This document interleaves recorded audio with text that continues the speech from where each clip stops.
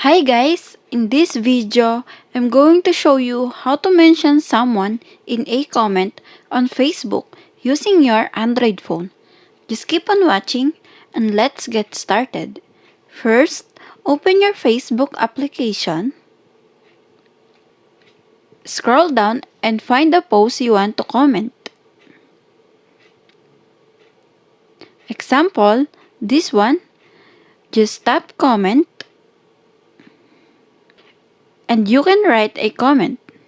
To mention someone, type at and type the name of your friend you want to mention.